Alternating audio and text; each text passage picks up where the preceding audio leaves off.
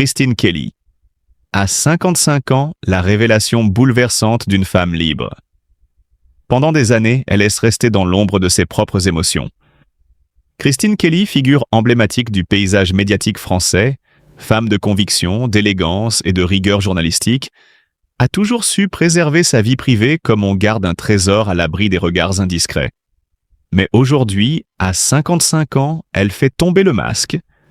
Et ce n'est pas une simple confidence.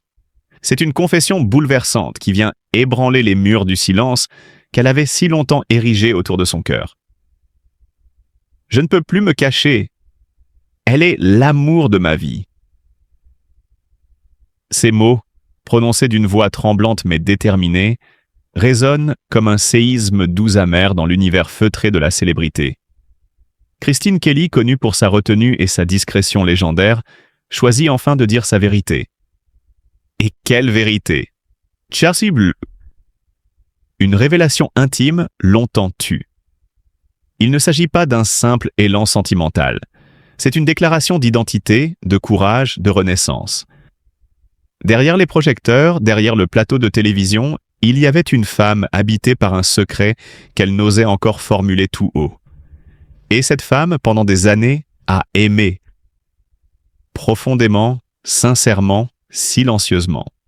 Une autre femme, la personne qui partage sa vie, dans l'ombre mais dans la tendresse du quotidien, est là depuis longtemps. Elle l'a soutenue lors des tempêtes médiatiques, apaisée quand la pression devenait étouffante et portée dans les moments de doute. Cette femme, jusqu'à présent inconnue du grand public, a été l'encre et l'étoile polaire de Christine Kelly. Et aujourd'hui, elle devient officiellement celle que la journaliste appelle « l'amour de ma vie ».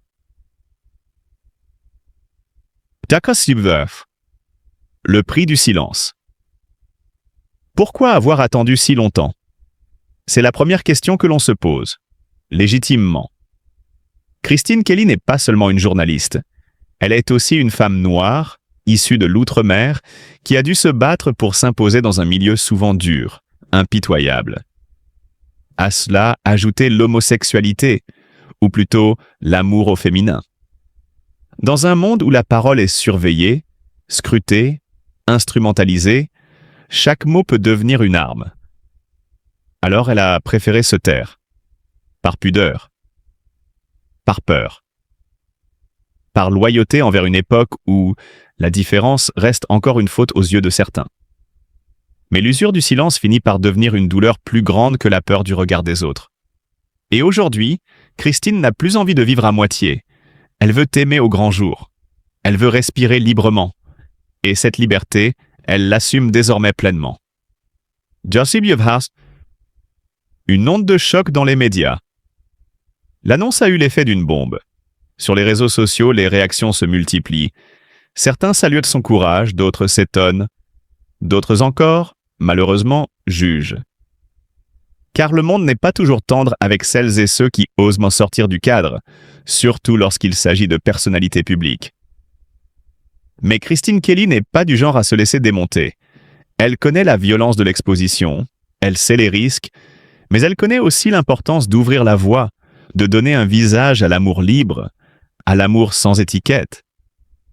Cette déclaration, c'est bien plus qu'une confession personnelle. C'est un acte politique, presque militant, dans une société encore traversée par les crispations identitaires. En parlant, Christine donne une voix à toutes celles et ceux qui vivent encore dans l'ombre de leurs sentiments, contraints au silence par peur du rejet ou du jugement. L'itinéraire d'une battante. Ce coming out ne tombe pas du ciel. Il s'inscrit dans un parcours de vie marqué par l'engagement, la résilience et l'exigence. Christine Kelly, ancienne membre du CSA, chroniqueuse acérée sur CNews, autrice, femme de lettres, a toujours été là où on ne l'attendait pas. Elle a osé affirmer des positions tranchées, souvent controversées, mais jamais banales. Dans un paysage médiatique souvent formaté, elle a été une voix dissonante, singulière, libre. Aujourd'hui, elle pousse cette liberté plus loin encore, celle d'aimer sans se cacher, celle d'être pleinement elle-même. Du la fin d'un mensonge, le début d'une nouvelle vie. Dans les mots de Christine, il n'y a ni provocation ni revendication bruyante, seulement une sincérité désarmante. Je suis heureuse, et j'avais envie que ça se sache. Une phrase simple. Et pourtant, combien ont dû la répéter 1000 fois en secret, sans jamais pouvoir la dire à voix haute? Elle l'a fait. Et dans cette phrase, il y a toute la beauté d'un amour longtemps interdit. Cette révélation n'efface rien du passé, mais elle redonne une couleur nouvelle au présent. Et peut-être même une lumière à l'avenir. Christine Kelly ne cherche pas à devenir une icône LGBTQ+. Elle n'en fait pas un combat. Mais en s'exprimant ainsi, elle incarne malgré elle une forme d'exemplarité. Elle montre que l'on peut aimer autrement, que l'on peut sortir du moule même à 55 ans, que l'amour n'a ni genre, ni âge, ni calendrier.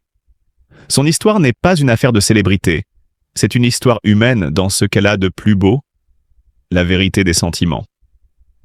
Et si cette vérité bouleverse, émeut ou divise, c'est qu'elle touche quelque chose d'essentiel.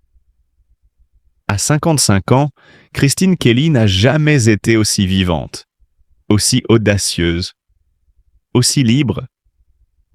Et cette liberté, elle la partage désormais avec celle qu'elle aime. Pour le meilleur et surtout pour la vérité. Christine Kelly, la blessure intime derrière le sourire médiatique. Sous les projecteurs, elle incarne la rigueur, la retenue et la force tranquille. Mais derrière cette image maîtrisée se cache une femme marquée par une tragédie intime que peu auraient pu surmonter. Christine Kelly, figure emblématique du paysage audiovisuel français, porte en elle une douleur sourde, indélébile. La perte de ses jumeaux en 2001, alors qu'elle était enceinte de 6 mois. Cette épreuve, survenue à un moment où sa carrière connaissait une ascension fulgurante, l'a plongée dans un abîme de silence et de deuil. Ce jour-là, à l'hôpital parisien, elle se réveille, encore groggy d'anesthésie. Son mari de l'époque, Pierre, un homme d'affaires discret mais présent, lui tient la main. Christine, les larmes coulant sans bruit, murmure des excuses. « Je suis désolée, je n'ai pas pu les garder. » C'est ainsi qu'elle raconte, des années plus tard, cette scène poignante à femme actuelle. Ces quelques mots résument l'impuissance d'une mère face à l'irréversible. Christine Eugénie Tigifon, née en juillet 1969 au Lamentin, en Guadeloupe, a grandi dans un environnement modeste mais structurant. Des parents enseignants, une enfance entre les murs d'un débit de boissons scolaires, une adolescence marquée par la discipline et les rêves d'élévation. Très tôt, elle comprend que sa voix et son esprit peuvent devenir des outils de transformation. Elle vise haut, très haut. Pourtant, aucune réussite professionnelle, aussi brillante soit-elle, ne pourra jamais combler ce vide. La cérémonie organisée à l'église Saint-Pierre, dans Guadeloupe, fut d'une sobriété déchirante. Christine y déposa 2 roses blanches sur l'autel, en silence. Depuis, ce geste est resté gravé comme un symbole d'un deuil qu'aucun mot ne saurait pleinement traduire.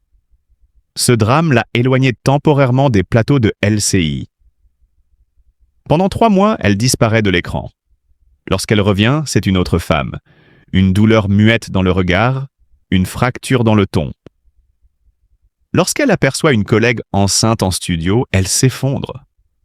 Les murs froids du bâtiment, les lumières trop blanches du plateau, tout semble lui rappeler ce qu'elle a perdu. Cette perte, selon ses propres mots dans Paris Match en 2020, a transformé sa manière de voir le monde. C'est dans cette faille intime qu'est née une force nouvelle, celle qui l'amènera en 2014 à adopter Léa, sa fille. Un acte d'amour, mais aussi une réponse au destin, un pied de nez à la fatalité. Pourtant, même ce geste n'efface pas la cicatrice. Christine le dit elle-même. Cette blessure ne guérit jamais vraiment. Si l'on retrace sa carrière, le parcours est remarquable. Des débuts sur Archipel 4, en Guadeloupe, en 1991, à la présentation du journal sur RFO, jusqu'à son rôle historique à LCI en 2000, où elle devient la première femme noire à présenter un journal national. Puis viendront les responsabilités, les coups durs, les remises en question. Et toujours cette volonté de faire entendre sa voix. Mais derrière les faits marquants, il y a les brèches.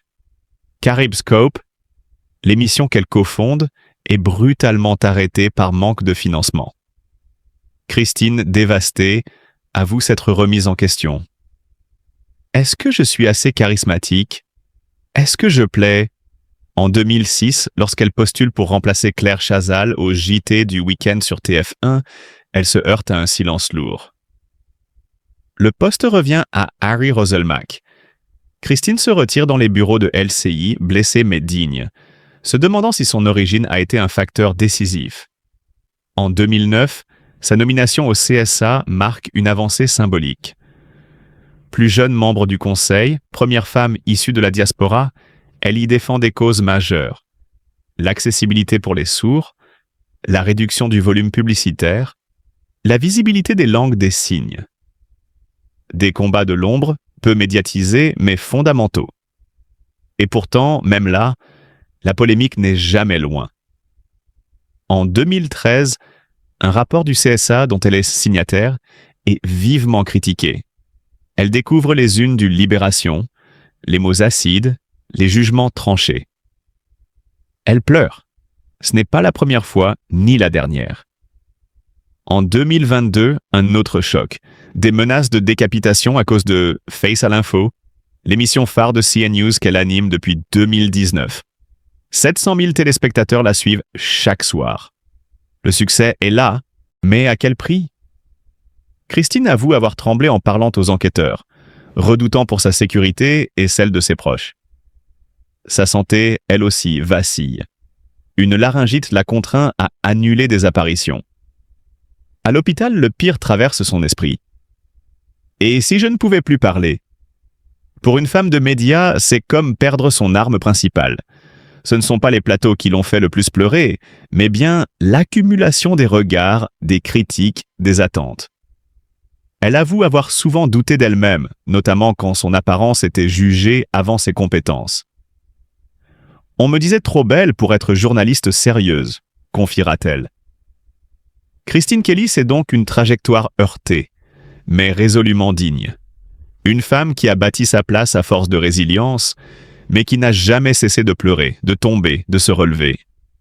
Et qui, malgré tout, continue de tendre son micro aux autres, même quand la sienne tremble encore de douleur. Christine Kelly, la blessure intime derrière le sourire médiatique. Sous les projecteurs, elle incarne la rigueur, la retenue et la force tranquille. Mais derrière cette image maîtrisée se cache une femme marquée par une tragédie intime que peu auraient pu surmonter. Christine Kelly, figure emblématique du paysage audiovisuel français, porte en elle une douleur sourde, indélébile. La perte de ses jumeaux en 2001, alors qu'elle était enceinte de 6 mois. Cette épreuve, survenue à un moment où sa carrière connaissait une ascension fulgurante, l'a plongée dans un abîme de silence et de deuil. Ce jour-là, à l'hôpital parisien, elle se réveille, encore groggy d'anesthésie. Son mari de l'époque, Pierre, un homme d'affaires discret mais présent, lui tient la main. Christine, les larmes coulant sans bruit, murmure des excuses. « Je suis désolé, je n'ai pas pu les garder. » C'est ainsi qu'elle raconte, des années plus tard, cette scène poignante à Femme actuelle.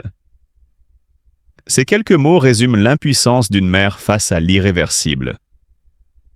Christine Eugénie Tigifon, née en juillet 1969 au Lamentin en Guadeloupe, a grandi dans un environnement modeste mais structurant.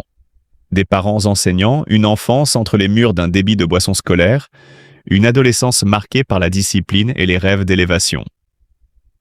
Très tôt, elle comprend que sa voix et son esprit peuvent devenir des outils de transformation. Elle vise haut, très haut. Pourtant, aucune réussite professionnelle, aussi brillante soit-elle, ne pourra jamais combler ce vide. La cérémonie organisée à l'église Saint-Pierre, en Guadeloupe, fut d'une sobriété déchirante. Christine y déposa 2 roses blanches sur l'autel, en silence. Depuis, ce geste est resté gravé comme un symbole d'un deuil qu'aucun mot ne saurait pleinement traduire. Ce drame l'a éloignée temporairement des plateaux de LCI. Pendant 3 mois, elle disparaît de l'écran. Lorsqu'elle revient, c'est une autre femme. Une douleur muette dans le regard, une fracture dans le ton. Lorsqu'elle aperçoit une collègue enceinte en studio, elle s'effondre. Les murs froids du bâtiment, les lumières trop blanches du plateau, tout semble lui rappeler ce qu'elle s'est perdu. Cette perte, selon ses propres mots dans Paris Match, en 2020, a transformé sa manière de voir le monde. C'est dans cette faille intime qu'est née une force nouvelle, celle qui l'amènera en 2014 à adopter Léa, sa fille. Un acte d'amour mais aussi une réponse au destin, un pied de nez à la fatalité. Pourtant, même ce geste n'efface pas la cicatrice. Christine le dit elle-même, cette blessure ne guérit jamais vraiment. Si l'on retrace sa carrière, le parcours est remarquable. Des débuts sur Archipel 4 en Guadeloupe en 1991, à la présentation du journal sur RFO, jusqu'à son rôle historique à LCI en 2000 où elle devient la première femme noire à présenter un journal national. Puis viendront les responsabilités, les coups durs, les remises en question. Et toujours cette volonté de faire entendre sa voix. Mais derrière les faits marquants, il y a les brèches. Caribscope, l'émission qu'elle cofonde, est brutalement arrêtée par manque de financement. Christine, dévastée, avoue s'être remise en question. Est-ce que je suis assez charismatique? Est-ce que je plais? En 2006, lorsqu'elle postule pour remplacer Claire Chazal au JT du week-end sur TF1, elle se heurte à un silence lourd. Le poste revient à Harry Roselmack. Christine se retire dans les bureaux de LCI, blessée mais digne, se demandant si son origine a été un facteur décisif. En 2009, sa nomination au CSA marque une avancée symbolique. Plus jeune membre du conseil, première femme issue de la diaspora, elle y défend des causes majeures, l'accessibilité pour les sourds, la réduction du volume publicitaire, la visibilité des langues des signes. Des combats de l'ombre, peu médiatisés mais fondamentaux. Et pourtant, même là, la polémique n'est jamais loin. En 2013, un rapport du CSA, dont elle est